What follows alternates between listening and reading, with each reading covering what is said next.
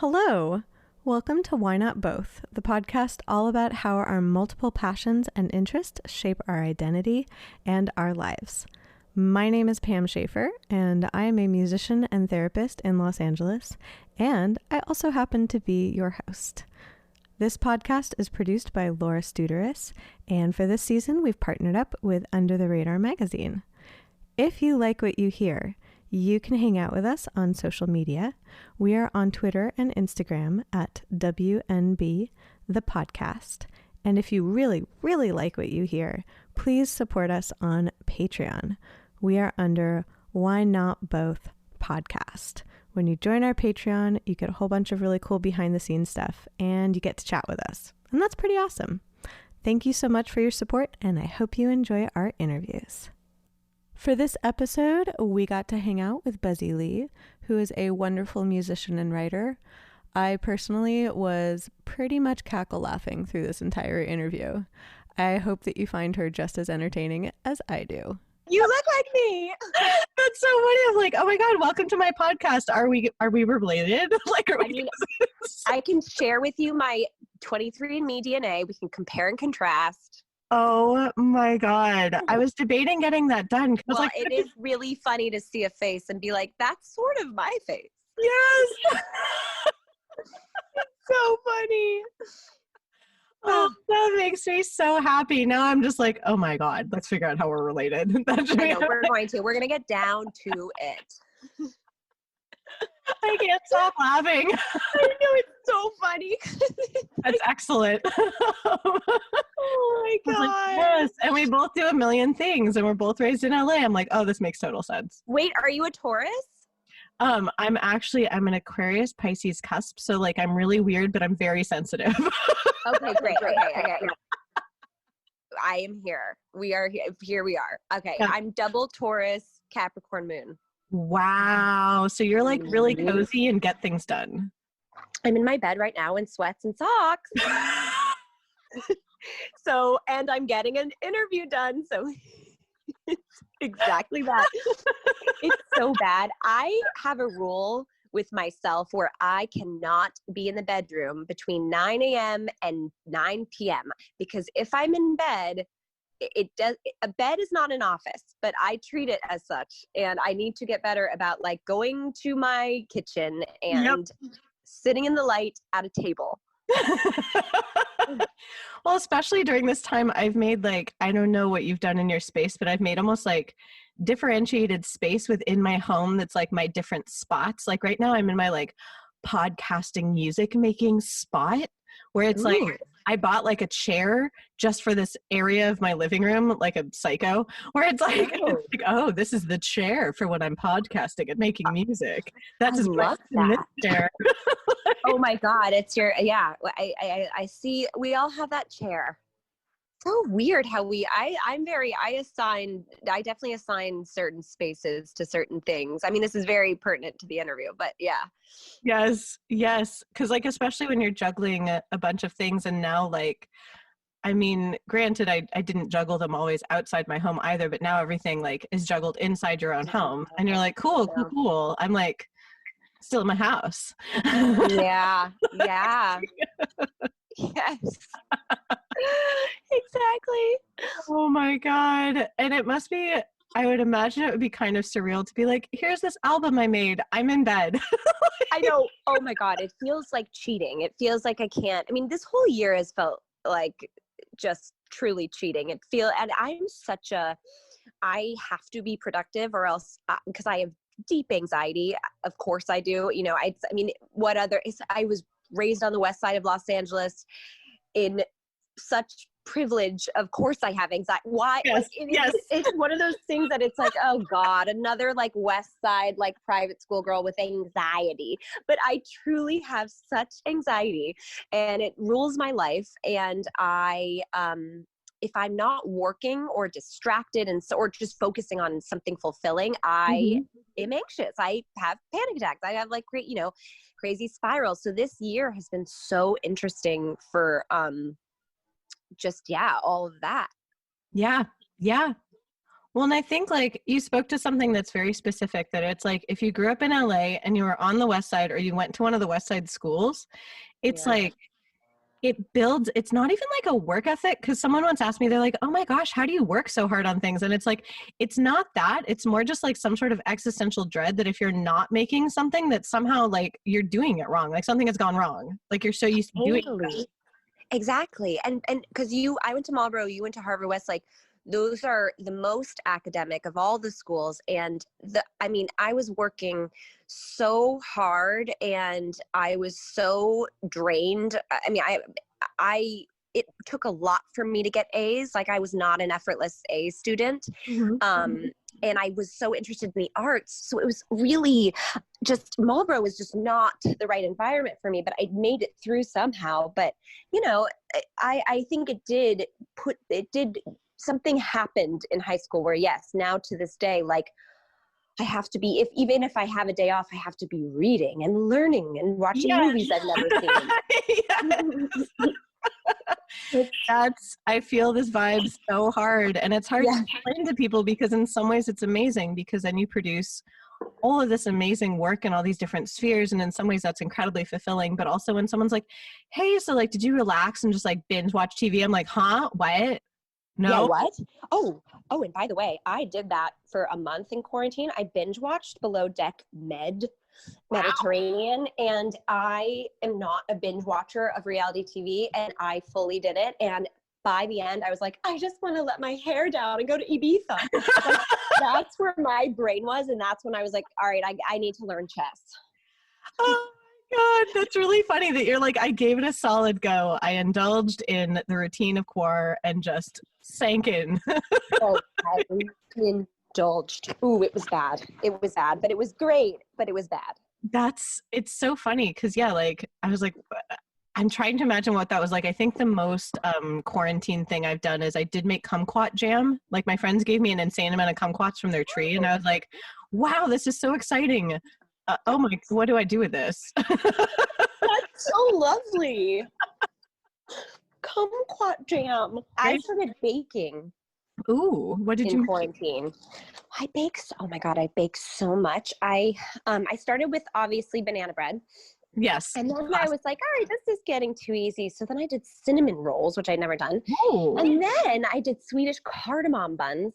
And then I started doing pastry. So like eclairs, these things called quinamon from Brittany, France. They're like croissant-like things. It's lamination. And then I did good.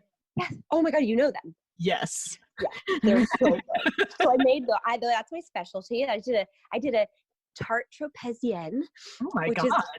I went crazy and it became my obsession. I also am very bad at self-regulation. So if I start something, it's all I can think about. And I have to, that is my very big downfall. Once I start, I cannot stop. So like knitting a blanket, I will knit it in 3 days, like a large blanket. And it's very bad, but and I actually wish I could apply it more to music, because I think with music, I'm so avoidant sometimes, and I can sit at a piano and start a song, and I actually usually abandon it when it's getting good. Yes. I don't know what that is. I've wondered about that same thing. I was talking with, have you heard the composer Ólafur Arnalds from Iceland? No. Oh my God. Oh my God. That sounded really creepy the way I said that, but it was more of admiration and the fact that I'm congested because there was something on fire at Sunset in La Cienega last night. Wait, I smelled it too. Yes. I woke up. And my allergies, I had to take a Zyrtec. Oh no, I'm going same. So I'm like, if I sound malevolent or like Grover from Sesame Street, it's just congestion. No, you sound great. Of course. By the way, I regularly get COVID tested because of my allergies, and I swear at some point they're just going to be like, Pam, you're back. You don't have COVID. You're still allergic to everything. Yes. Wait, we are cousins. I am truly that. I get tested twice a week. They do, like some sites don't know my name, but some do. Some have started to learn my name because it's been 9 months of testing twice a week. They recognize you. Yep. And because I have debilitating allergies, which only started when I was like 27. So I had 27. Stop. What? What? I'm allergic to dogs and dust. I'm allergic to cats and dust. Oh, good Lord. I'm so sorry. By the way, you might appreciate this. When my friends would have allergies before I got them, I was like, oh my God, can they please just stop whining? It's just allergies. It's nothing. Oh my God, allergies knock me out. Brutal. They're brutal. They're so bad for every friend that I've kind of like pushed aside. I got my karma. It's pretty much, it's like if you don't take allergy meds, you can't breathe and you're kind of sleepy. But then if you do take allergy meds, like you can breathe, but you're kind of sleepy and also maybe like half brain capacity. No, like exactly. you're at least like a quartile down in intelligence. Exactly. So I don't know what to do because in COVID time, like, as you know, I'm getting tested all the time because I have, allergies make me also achy. So I get like sneezy, headache, achy, throat, coughing. It's all the symptoms of COVID. And I just don't know what to do. I do Flonase every day. This is very exciting content. I'm sure, by the way, everyone really cares about this, but niche content that we're here for. We're Zyrtec bitches.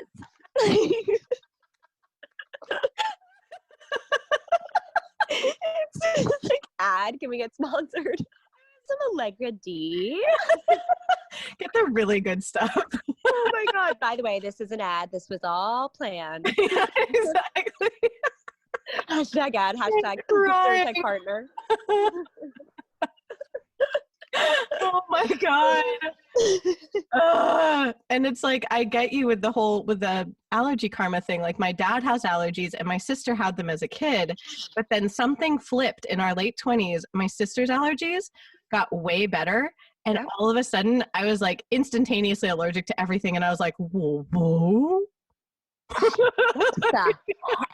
What the heck happened? It's just so unfair. I was like, now you and I, by the way, I think you and I probably will have this for the next 15 years because I do know then it goes away again. So I think we only have like 15 more years of this. Serious. Oh yeah. Why did I say, oh my God, in the first place? Oliver Arnolds, he was talking about in our interview, this one thing about like when you're working on a piece and you feel like you've kind of like hit a wall, that he's like, that's the most important time to like sit with yourself. He's like, to sit with that like discomfort. Cause I get that too when I'm composing and it starts getting good.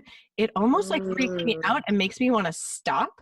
That's so, I say this to myself constantly, and it's because someone said that the greatest gift you can give yourself in life is to be able to sit in discomfort.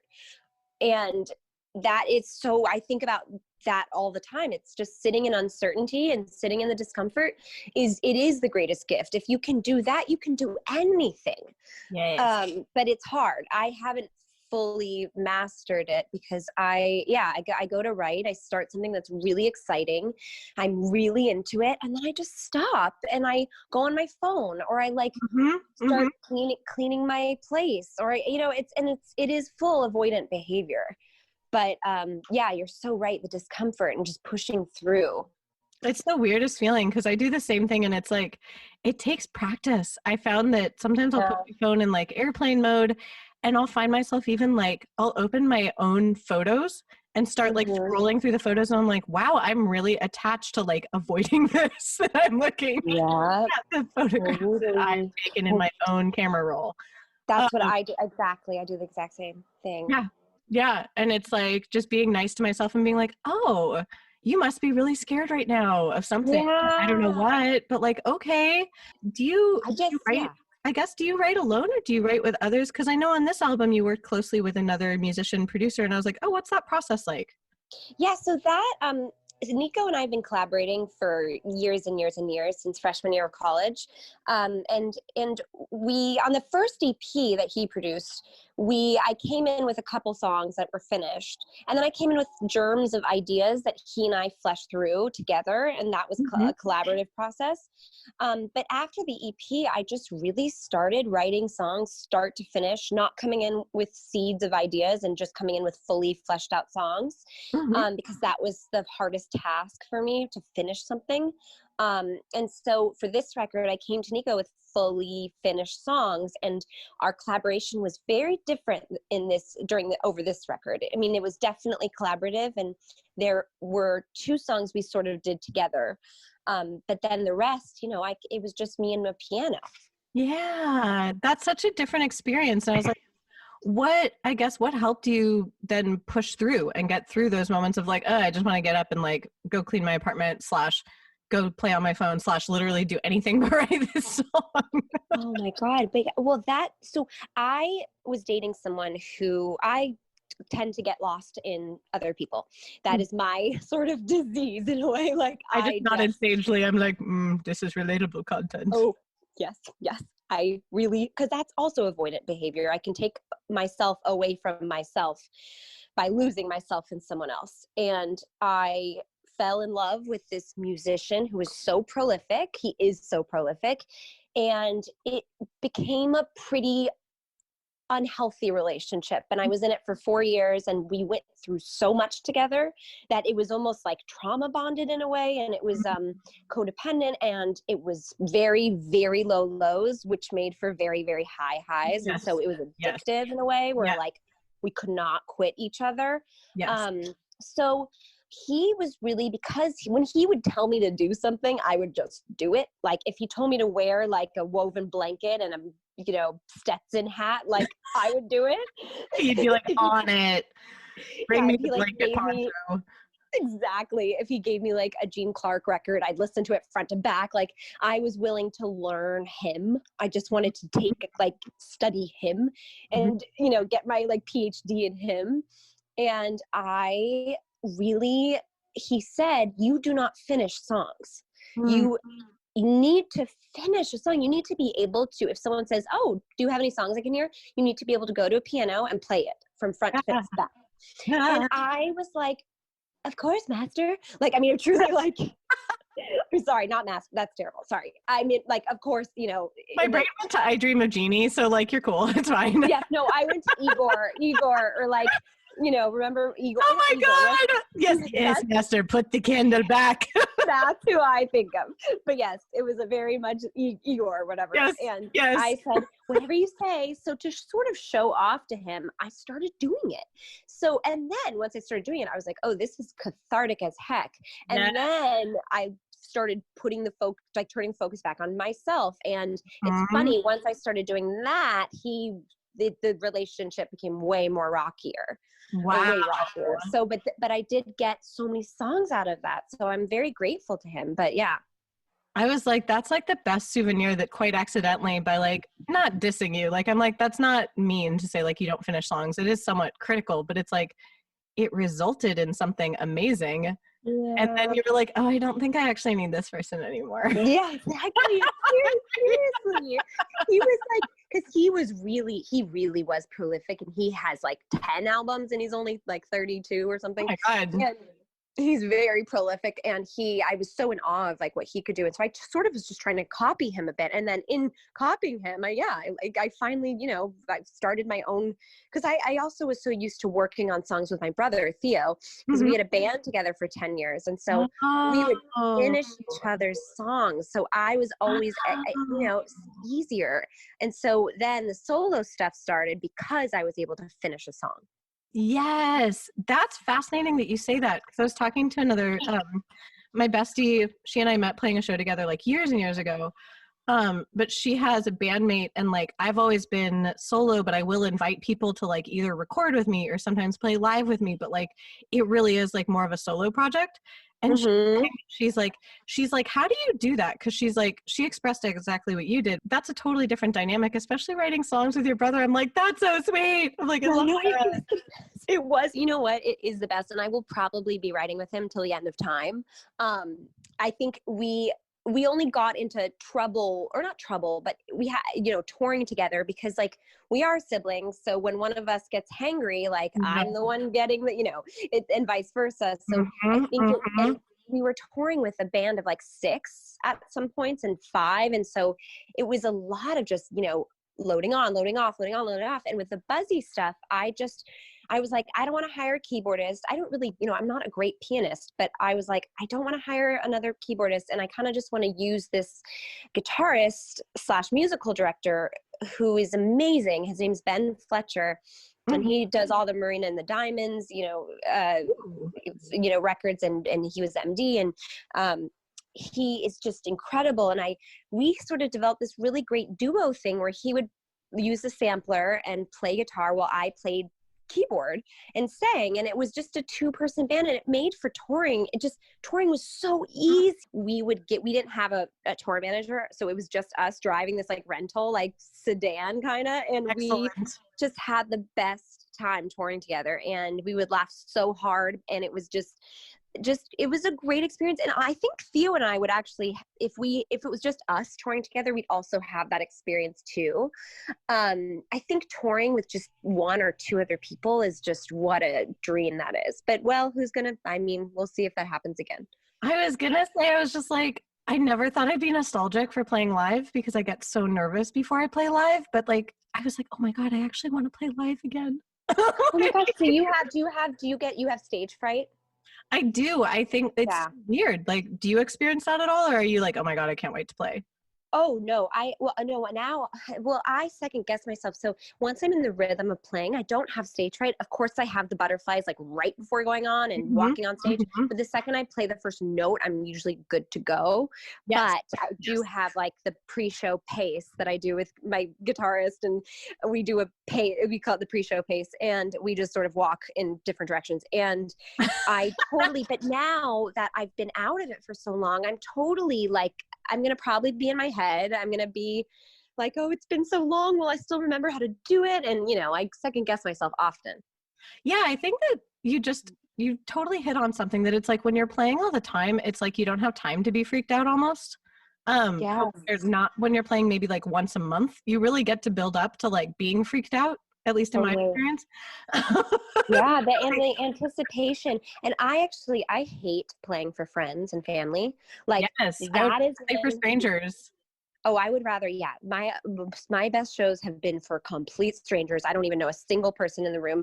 And because I went to school on the East Coast, I have a lot of friends who are like living in Chicago and Austin. And like, I mean, not that that's on the East Coast, but just in terms of like, when you go to like a liberal arts school, then everyone sort of spreads out across so I'm always having guests coming to shows, like friends, like old college friends. But, my best shows have been in like St. Louis, I think, like where there was no friends. And it just was, I love those shows. But it's also, playing for family is my absolute nightmare. The last time I played for my parents they came to a show in Amsterdam, and it was at this festival. And so it was completely sold out and the room was completely full. And I think they thought it was just all for me. Which was so cool, and I hope they never find out that it was a festival, but like I think they thought it was all for me, and I felt so cool. Because the room was like packed, and my parents couldn't even, they had to like squeeze, and they were so proud. But I think they would have been proud if maybe 2 people were there. Like they just are very proud, I think. Well, I hope. Oh, that's now I'm like, that sounds cocky, but no, I mean, you know what I mean. So sweet though. Cause it's like, I feel like in some ways that might be why, at least for me, it's scary to play for my family, is that like neither of my parents are in the arts, but both of them are huge arts appreciators. Yes. Low key, I'm the weirdo musician therapist daughter of 2 lawyers. I don't know what happened. No, that is so cool that you're a therapist and a musician. That is so cool. Like, I want you to be my therapist. Please. You're like, we all need it in 2020. Oh my God, I am the biggest proponent. I just absolutely adore therapy. Actually, to be completely honest with you, I had an emergency 25-minute call with my therapist literally a minute before getting onto the podcast, and I was crying. So Excellent. Excellent. Yeah, I'm glad. I was like, not I'm glad that you're crying, but I'm glad that you were like, I'm going to be resourceful and reach out to my therapist. And I was like, yes, good. yes. Oh, I love it. I am not afraid to reach out. That is actually, I wish I could do more reaching in, because I think I relied too much on other people to help me. So One of my clients said, they were like, I like that you're available. They're like, not because I always need you, but just that I know that at least someone is there if I really do need someone. And I'm like, yeah, like I'm a big proponent of, I do therapy and I do coaching, and it's like, I've seen the benefits in my life. And also like my favorite things in the world are making things and helping people. So I'm like, the fact that I get to do both of those, I'm like, oh my God. oh my God, it's so nice. Gosh. And that's why, I mean, that's why this is a great subject. It's like doing a bunch of things at once. Exactly. That's why I started the podcast, is I was like, there's got to be other people who do like a bunch of things at the same time. Yeah. Here we are. Here we are. Because I was just like, you write songs, and it was funny. I was like, I'm gonna look you up on Wikipedia. Like, you have a wiki page. Oh my God. I'm like, you also do like screenwriting and acting, and I was just like, it must be a weird time in a way, because I was like, oh, those are so many cool ways to tell stories. And right now, since we're all like at home, we all are craving storytelling in a way and entertainment, but it's hard to like actually get that stuff out to people. Oh yeah, definitely. I'm working on a couple things right now with my writing partners, and it's definitely incubation period. It's like, or not incubation, it's the writing period, but I the fact that I equate that to incubation period, you know, I'm such a, I need fast fixes. I'm like such a validation addict, and I need like quick, that's why Instagram is so problematic for me, because I used to really rely on it to get those, I think as everyone else does probably, but yeah. And then there's just so I've learned over the years to sort of calm that part of me and trust the process, and really just like know that things take time. But I've been working on, a couple of things for so long, and it's been great to have this time in quarantine to keep working on them. But then, I get very antsy, and I'm like, can we just, can this get made? Yes. You're like, is it real yet? How about now? No, I know. I think that's the thing. It's like when you're working as, quote unquote freelance, I think it's hard to find worth in whatever you do. And that's the problem. Like, because monetary worth is so not the same as like self-worth, or writing something for you and feeling creatively fulfilled.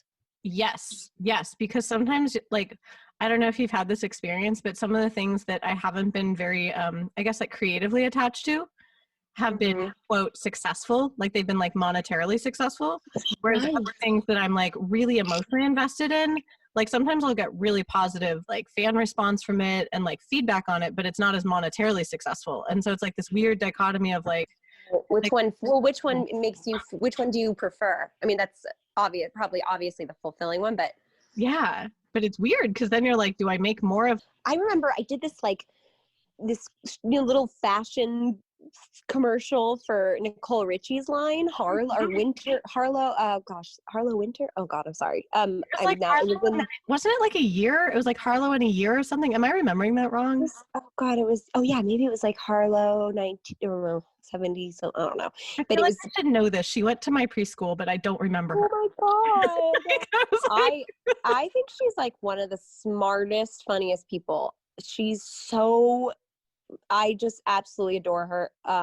But I had just graduated college, and she wanted me to be her like muse for this commercial, which I love, I felt so great, because I was like, no, I'm so not fashion-y. And then she put me in this little, spot for Winter Kate, I think was the line or some anyway, so I did that, and she was like, we want you to score it with the ukulele. And I was like, oh, okay, yeah. And so I did a really, really simple ukulele, like humming over a ukulele, and they used it. And then I'm a composer. No, but I mean, that's hilarious. I was just like, we have to be related, because like both of us have had unusual success humming with a ukulele. I'm like, that's uncanny. Well done. It's uncanny. 23andMe. But also then Sarah Ramos, who's one of my friends, made a short film for BB Dakota about like 4 years ago, and she had me hum over piano for her score. So it was really like, the humming is I like humming scores. I'm so in favor of this. I hummed and I, at one point, like I doo-doo-dooed the score, like doo-doo-doo. Dude. Do-do-do-do-do-do-do. Like, just like, and I feel like Moira Rose from Schitt's Creek whenever I do stuff like Oh my that. gosh, that was so pretty, by the way. Oh, thanks. That was so pretty. Oh my God. I was But like, yes, Moira. I felt like Moira being like the bae. Like, Oh my God, that's so funny. David. yeah. David. Oh my God. I can't, by the way, hear COVID without hearing David. David. I can't, I've only seen one season of it. I need to continue. I was gonna say when you discovered binge watching, my dad proudly admitted that my mom had discovered binge watching. She had binge watched Schitt's Creek, and I had no idea she was watching it too. It came up. We were having our I have my kids' table for one in the backyard. That's like separate from my parents' table, so that I can go to the backyard and eat dinner with them because I'm not potted with them. I don't go to like inside their house. Right. Yeah, you're one of the few people who live in LA who has family in LA. Yeah.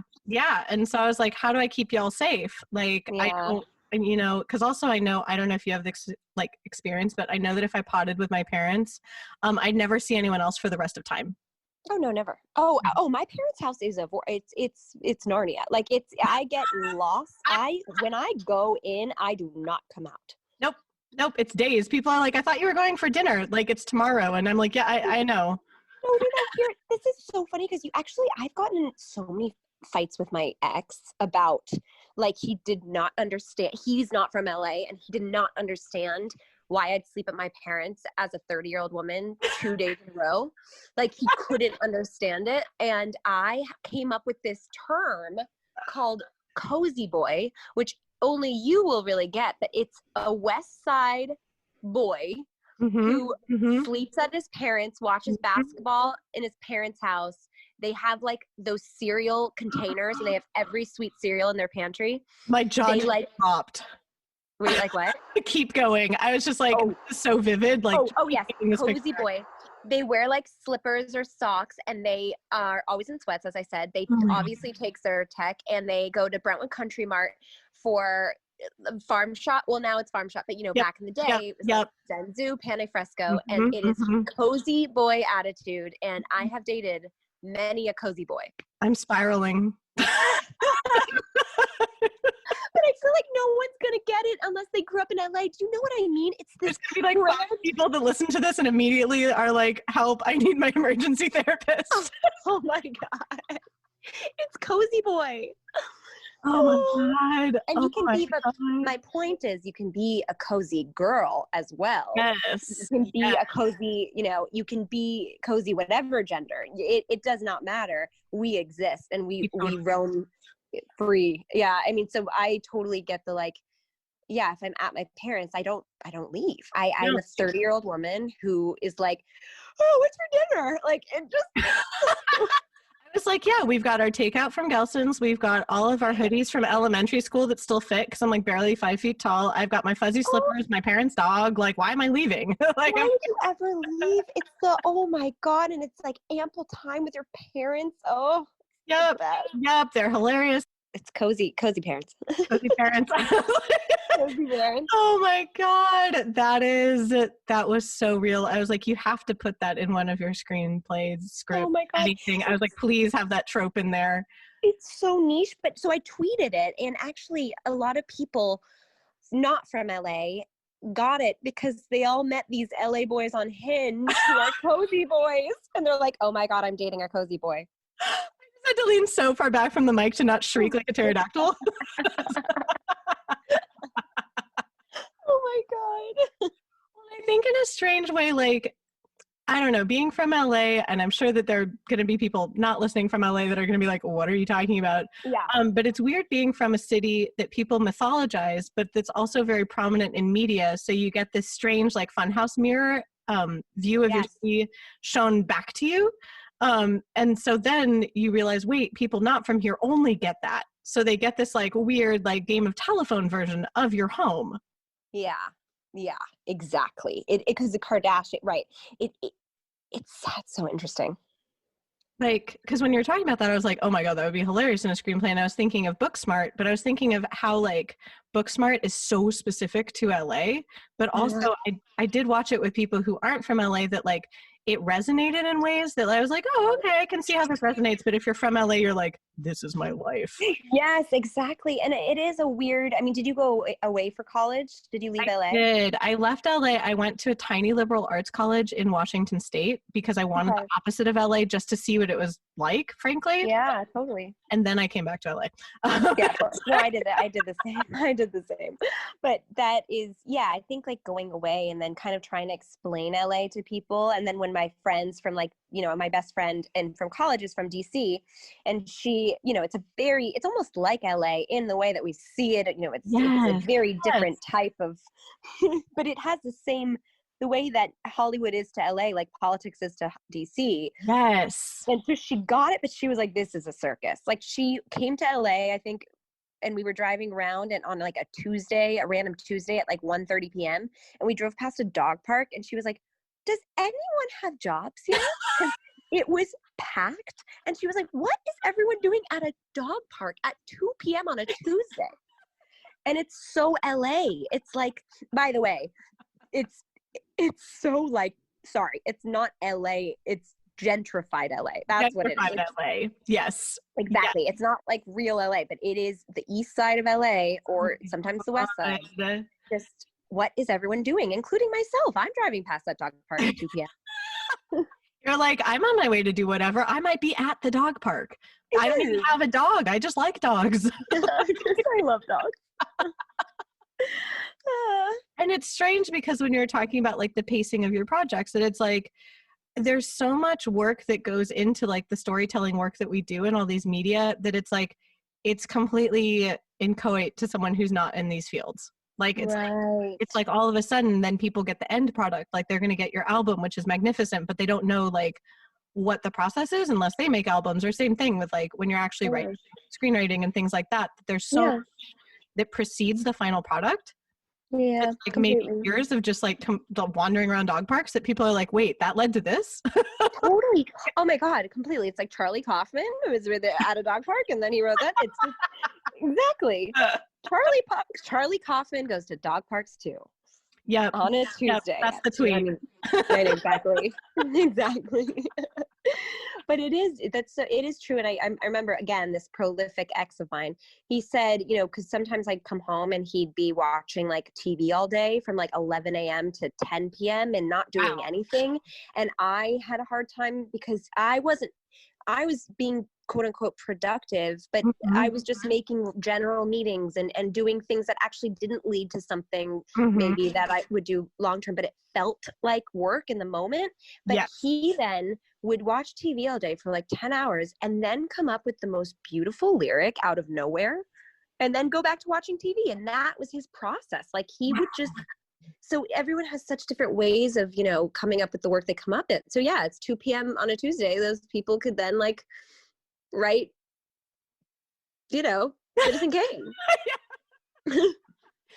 That's it's so bizarre. And like you were talking about before, like kind of that instantaneous validation versus having to wait. Like that's one thing that actually my friend who produces the podcast with me really taught me, because I started this on my own. And then she's actually a travel writer and music writer and can really do neither this year because but she was like the first music journalist who'd ever written about me. We've been friends for years now. And she was like, hey, do you want me to like hop in and produce with you? And I didn't super understand what that meant at the beginning, but what she's shown me is that like it's consistency, even when you don't see immediate validation. Like, but it's so good to have that balance of a collaborator, someone to just sort of push you, towards the little milestones, because those are the ones that mean the most. Yeah. And like having someone reflect that back, like when you're talking about your long-term collaborator, that then it was very different coming in the studio with like full songs. And it sounds like that kind of changed your dynamic. But in a way I was like, oh, I wondered if he helped you kind of like keep your eyes on like the long term of what was happening. He definitely did. And he knows me so well. He knows everything I'm saying right now. He's known this about me for 12 years. It's like the need for validation and immediate validation, the need to appear to be very doing well. And there was this would you rather question that always really resonated with me. And it was, would you rather be feeling so terrible on the inside, but have the world think you were thriving, or feel good, but be sort of forgotten in the world, quote unquote world's eye. It wasn't stated. I cannot remember how but it was basically like, would you rather be happy but no one sees it, or unhappy and everyone thinks you're happy? Wow. And it seems like such an obvious answer where it's like, well, I'd rather be happy and like have no one would know. But there is, in this time of Instagram and social media, I mean, it is so nice to sometimes when if I'm in the darkest place, to post like a picture of myself that is like somewhat cute or whatever, and then get those like comments and get those likes. It does do something, and it's very, very delicate, because like, it's not good, but it does do something. So like, if optics, this is a whole thing, optics, and how obsessed we are with optics, and does optic do happy optics mean we are happy on the inside? And mostly no. And so I now have a rule with my Instagram where if I am in a dark place, I do not go on Instagram. I do not post. I just turn off social media. Yes. Like, I know I'm not your therapist, but I'm a therapist, and like the inner therapist in me is rejoicing that I'm like, yes. Oh, good. I mean, by the way, easier said than done. Seriously. Yeah. That's why I'm so excited for you, is that I'm like, that's really hard, because you're right that it's like that witnessing, like you want people to witness you. I was thinking about that a lot during this time of like, so I caved and finally bought a nap dress. Like Instagram. Wait, what's it? Oh my God. A nap dress is like the whole like 2020 phenomenon of like, you can wear it to sleep, but it also is like a cute dress that like looks like a dress. Like yeah. Oh, I'm looking at it on Google Image. Oh my God. Like, oh, beautiful. Right? Beautiful. They're very like, and like, I haven't gotten a haircut, so my hair is like down to my butt. So everything's gotten like really Victorian. Yeah. Oh my God. Wow. And so like, I was wearing my nap dress and like my hair was down, and I realized I was just like, I'm witnessing myself. It was kind of this like, not tailspin, but like it was a train of thought where I was just like, what if I create things that only I get to witness? God, it's so hard. It is hard. Because it is, I mean, God, I'm sure you have this too. If you write something that you're very proud of and you actually don't send it to like 3 friends that you normally send it to, and you sort of just sit with it, that is powerful. Like sitting in that and being in a good mood because you've done something that you've pushed yourself in a way and no one was there to witness it. And there's something really beautiful about that. Yes. Cause like ultimately when it comes down to it, like, I don't know if you have this experience, but I like to play the piano and write when I'm alone. And like, in some ways I find that I almost like that like secret piano time a little bit better than sharing piano time. There's something about it where it's like, since it's just for me, kind of like this little treasure. It's such a treasure. And then God, what a treasure it is to then maybe eventually share it. Yes. It's like, then when I feel ready, I can kind of like my bestie and I call them like baby bird songs, where we're like, I don't know if it's ready. It's still like a baby bird. Yeah. Oh my God, are you kidding? I'm the queen of whisper demos. Yes. I love that. But then it's also like, I've had to stop sending whisper demos because my parents were one of the recipients, and they would be like, can you send the lyrics, honey? And I'd be like, no, those aren't lyrics. Those are whispers. And they're whispers. I don't send them unfinished things anymore. And the only time I'll send an unfinished song is to Nico or my friend Greta, who's Greta Morgan. She also used to go by Springtime Carnivore. Now she's just going by Greta Morgan, but she's incredible. And she and I write together. And so I send her ideas of songs because I'm used to that. But normally now I just really wait till a song is fully done to send it. Wow. Really vulnerable. Oh my God. I've cried on some demos and I'm immediately grossed out by myself. I'm like, ew, David. I really... I get such like cringe if I hear if I'm listening back, because there is something so self-serious in making music, and I'm so goofy, and like I'm too self-aware sometimes and too cringy at myself that I'll catch myself in moments of just like true raw emotion, just rawness, and I will be like, ew.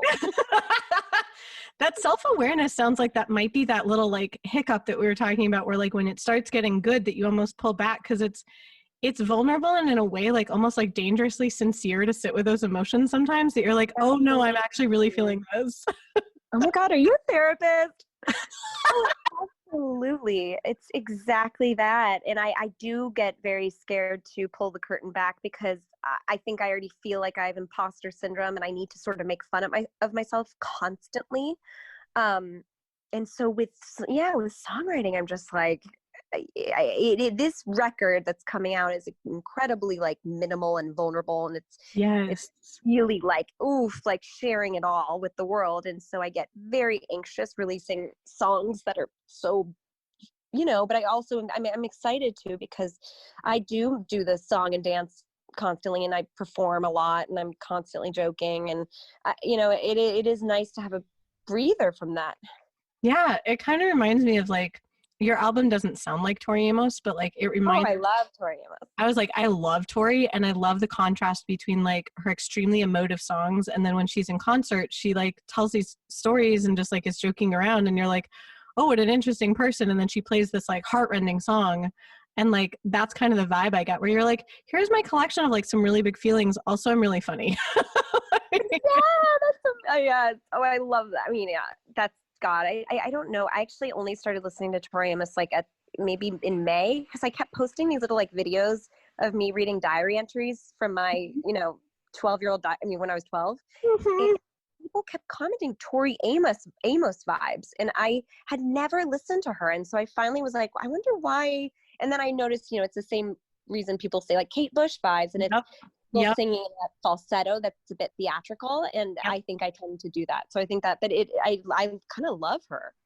Yeah, like maybe that's where I got the Tori vibe from. I am down for the Tori vibes. Also, bold move reading your journals. Like I've gone through my journals, and I'm so glad that I'm not reading them to the world. Yeah. I had insomnia like one of the many nights in core when I was like, I can't sleep. Why? Oh, because my brain doesn't have the right amount of stimulation right now because I can't go outside and everything's terrifying. Exactly. Yeah, I'm like, no, it makes sense that I can't sleep. But I reread a bunch of my journals and realized that I would say like really 19 to 22 was like peak disaster person. Oh, see, that is okay. I would never read a 19 to 22er. I only do like 12, 13, 14 because 22, like I feel like I'm still 22. That is too much to read. Oh my God. It was visceral. Like my teenage ones are like kind of endearing. Oh my God, I love that.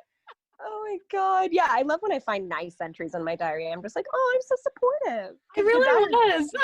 Yeah, the diaries I did have an enemy in college who I just like really wrote about, we pushed each other's buttons, and oh God, I need to work through that stuff, but it is funny reading back on those things where it's like, God, I don't think I have an enemy. I don't think I've had an enemy since like I was 18, really, since that freshman year.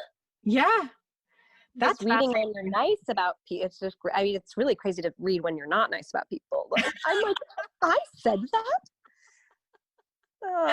And that's like, mine was just like, I know she's out to get me. I know she's doing this on purpose. So it actually wasn't necessarily mean, but it was like paranoid. But I don't know. Maybe I was right though, but who knows? I'm wondering, I was just like, yeah, what were some of your like 12-year-old insights that you were like, some of this was spot on, but some of this was cringe. I was like, what was 12-year-old you up to? Oh, I just wanted a boyfriend so badly. That was all I cared about in life. And my parents sent me to an all-girls school. So it was very like, man, I'm not doing so well in school. Ugh, when am I going to get a BF? Ugh, I just want to freak dance. Like, it was all about freak dancing. Mine included like so many song lyrics. Like I was like, oh my God, like no doubt, like speaks to my soul. Oh my God. Oh my God. Oh my God. Oh my God. Oh, that is incredible. I was like, yeah, I was like listening to Coldplay, being like, I'm listening to Amsterdam right now, and I'm looking around my room, and it's just amazing. Memories are amazing. Like, it's so funny. It's like, oh God. Oh, and I detailed like who was at whose house, like for like just like sitting around. Yes. Like details. Yep. It would be like, okay, so like Landon and Ryan were at Landon's house, and we were there for a few hours, and we went swimming. Incredible Landon. By the way, Landon. Oh, that name already breaks my heart. Oh yeah, when you said cozy boy, I was like, okay. Oh, shout out to Cozy Boy Landon. Shout out to Landon. Landon actually, I followed him on Insta. I haven't talked to him since high school, but like he does some pretty cool art these days. And I'm like, good job, Landon. Like, way to pee. Landon. Oh, beautiful. Oh my God. Because yeah, especially when you do end up like living and creating in the city that you grew up in. I don't know if you have this experience of like almost like layered memories. It is trippy. I also think about, I mean, I constantly think like, what? I haven't left yet? Uh-oh. Oh no. Cozy girl. It's cozy girl. You can't escape it. It's cozy girl forever. Cozy girl forever, especially with that much Taurus in your chart. I'm like, no, I get that. I can get behind that. And it's why I love to date. I mean, I love to date cozy boys. Yep. Whereas I like cozy because like I need more cozy because low key, my moon is in Sagittarius, my rising is Aries. So I'm like a really well-meaning disaster person who goes all over the place, but actually does want like someone to be like, hey, have you thought of like staying home? Yeah, I know. Totally. Oh, I love Aries, by the way. And Sag. I'm excited to see what comes out of this time because I'm not excited about the media during this time that's about COVID, which is frankly why I'm like not writing about it because I'm like, no, we're already in this, but I'm like, what's gonna come in the after times? Oh, I wonder about this all the time. I just, yeah, because it's almost like too soon to write songs about a pandemic or too soon to make movies about a pandemic. Like I think people will have this, there will be this sort of collective trauma. Yeah. And so I think people, I mean, that's why I really believe like, God, I mean, shows like Emily in Paris are thriving right now. And like these escapist shows that are just truly fun and popcorny and because it is escapist. People want to escape this reality. Yeah. So, it's I mean, Below Deck Med over here. Like I fully binged like Emily in Paris, Below Deck Med, like what else? I mean, and it made me the happiest I've been in quarantine. And to have content like really make you happy for being escapist in itself is just something I really cherish. And, even if my brain cells are being killed off one by one, but I just love, I love all that. I'm so grateful for it. But yeah, I wonder what will come out of this in terms of like, music, movies, shows, all that. Yeah, because I feel like in some ways we've eliminated like the things that we don't necessarily have to do. Like there's a lot of obviously essential work that needs to be recognized. Like there are still people that are working obviously in grocery stores to keep us fed. All of the medical workers keeping us alive. Like there's people that are going through a completely different experience, but there's also been people who aren't in essential work or are unemployed or are artists, like all sorts of other people who are just like, okay, like what's actually essential to my life and what's not? Like what do I need to do and what do I not? And like, it's like what happens when we get to restart society, essentially. Like, I'm so curious. No, exactly. And I'm so aware of being stuck in my little bubble, the Tuesday, 2 p.m. Silver Lake dog park or whatever bubble. Like, I know I really recognize that. And I'm very much like aware, especially in quarantine. I'm not an essential worker. I'm not an essential worker. I'm not going to a job every day. Like, I'm not putting my life on the line. Like, I'm really just like, in bed right now, like just, talking the phone, and so I'm so hyper aware of it. And so this has been more of an introspective time where just not only am I like trying to just create things for me and my friends, really, I'm really trying to just, figure out how I can best or be like my best self and operate and function in this world where I do think there is this divide of like, yeah, obviously, fuck me. I'm so annoying just for existing in this time. Like, for sure. Like, oh God, like I'm complaining about anxiety and like, but there is this also aspect where I have to be so compassionate with myself and be like, no, you actually have so many feelings because you're a human. And this time has been very interesting and like introspective in that way where I am fully aware of my privilege. I'm fully aware of, and then I'm trying to figure out like, what can I do to like I got to do something. Yes. And what can I do to help? What can I do to like, but then also at the same time, it's like, who needs me to help? You know, it's been a very like roller coaster. You get kind of like caught up. Like I feel very similarly. It's been weird because it's like I get the essential worker view, but I also am safe at home, and I get like the weird introspection view because I'm also like an artist and all that stuff. But it's like having a foot in both worlds, but also recognizing my privilege that I can do essential work safely. Yeah. But one of my coaches said, like, you're not helping anyone else with your suffering. Like, if you're suffering because you're not suffering and you're making yourself suffer, like, that's not actually helping other people who are suffering. Now you're all suffering. And I was like, oh, God, that's accurate. I have to get my head out of my own bottom. Yes. But then it's, you know, yeah. But suffering is, oh God, it's human condition. I just feel like loneliness and suffering and just part of it. It's just, you know. And so I'm just like, it's not going to help me to guilt myself for this. It's not going to help me. And it's certainly not going to help anyone else. Yeah, completely. And I think it is long-term. It's like going for the long-term. And again, back to the quick fixes, validation, or not validation, but quick fixes, immediate fixes. I go to like, what can I do immediately? But it really is about what to do in the long-term for the generations and generations to come. And whether that's like choosing to support different businesses, like coffee shops and like, because that's a routine, that becomes a routine, and that will be, you know, weekly for however many years. And that helps, you know, and I definitely have been like donating so much to every single thing I see. Yes.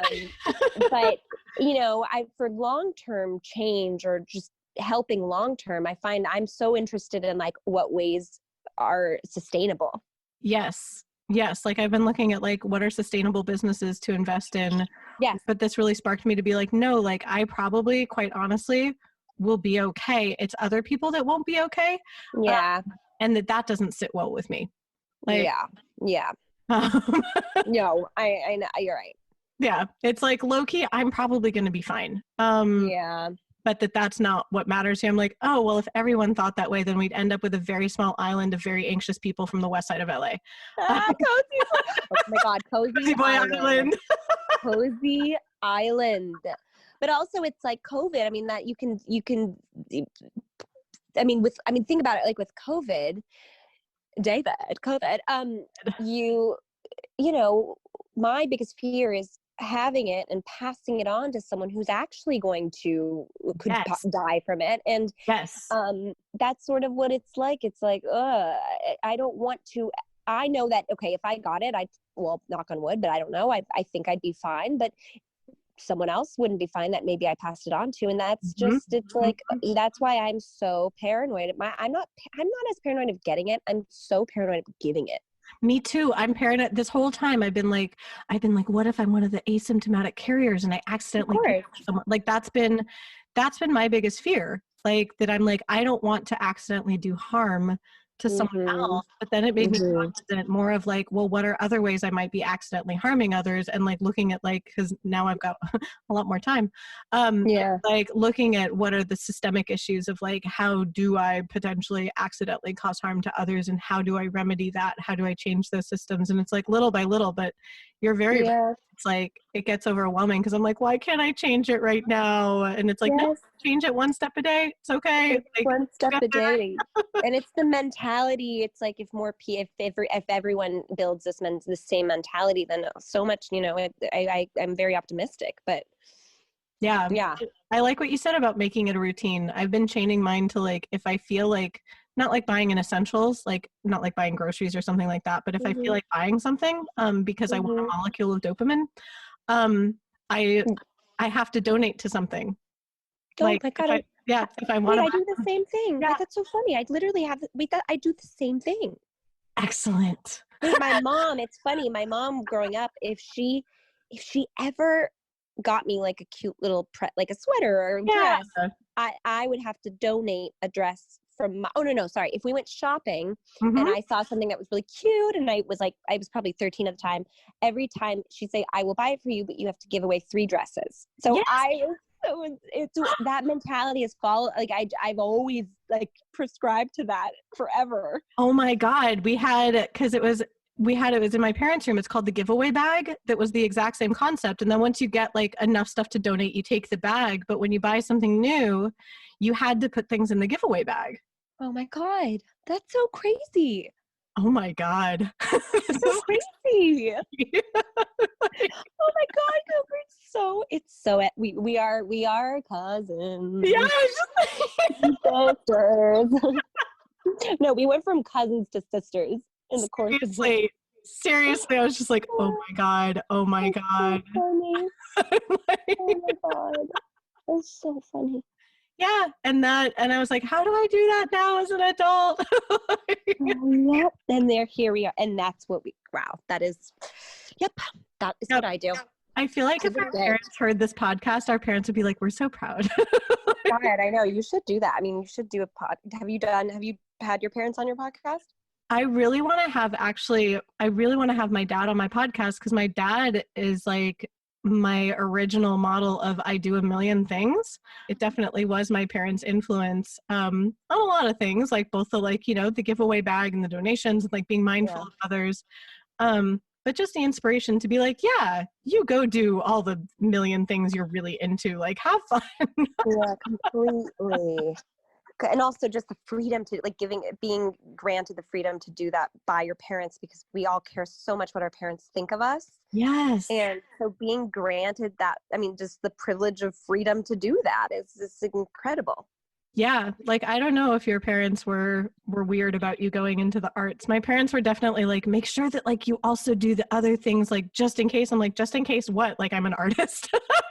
Oh, just in case I'm an artist. And they're like, yes, you're an artist. Oh yeah, no, my parents definitely like, I mean, yeah, I'm sure they would have loved for me to get into coding, but but they also like really obviously they're just deeply entrenched in the arts, but my dad and my mom are just really all about hard work and really just giving it our all. And like really working hard, not just thinking things come to you. Like they really drill that out of our heads or pull that out. They were just like, you got things do not come to you. I know they seem like they might, but they won't. You have to actually do the work. Yep. That was when you were talking about like getting A's in high school or not. That was the lesson of Harvard Westlake for me, was like, oh, you're really smart and talented. That's nice. Here, do some work. And yep. Yeah, exactly. Yeah, my parents were much the same, where it was like, hey, if you want to do music, like do music, but like think about all the ways you can do music, and don't just think that because you can like write a catchy melody that everything's gonna just come to you. Like that's not how any of this works. Yeah.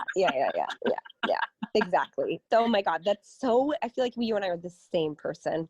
It's kind of eerie. It's very eerie. You just like keep speaking everything that I've spoken to myself. Just like, okay, great, you can write a catchy melody. Like, good for you. Now do the work. Yep.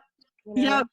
So that's why I love like coming into studios and laying, like trying to figure out hooks for songs that have already been like half made and they just need a melody. Like that's why I love doing that, because it's just, I walk in, I go, like it's just so silly, and I just go in and I do the first instinct, like I do it on instinct, and it usually ends up, we make it work, and then it feels like I've done so much work, but really I've only just walked into a room and like hummed into a microphone, and I call that a lot of work, but I do think there isn't some like, emotion. It does require a lot of work in terms of just like getting in the mindset and then just feeling yourself in the moment. But I think that takes work that precedes that moment in the studio. It's like months and months of just like, wow, getting to know yourself as an artist or songwriter. It's all that like invisible work that like. Exactly. Oh, invisible work is a great title for something.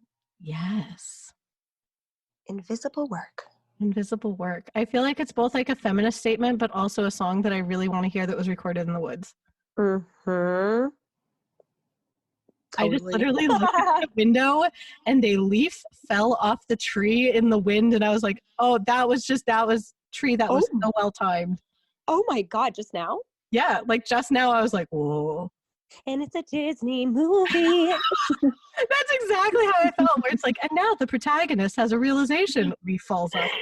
Oh my God. That's so funny.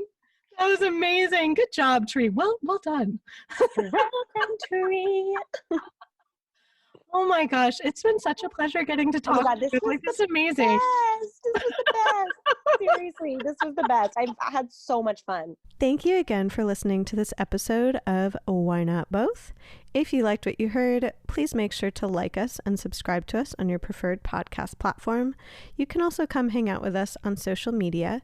We are at WNB the podcast, both on Instagram and on Twitter. This season, we are brought to you by Under the Radar magazine. Under the Radar is a nationally distributed print, music, and entertainment magazine and website. You can find them at www.undertheradarmag.com and feel free to support them on Patreon. Extra special thanks to our producer, Laura Studeris, who is literally a rock star. Thanks again, and I look forward to seeing you next episode.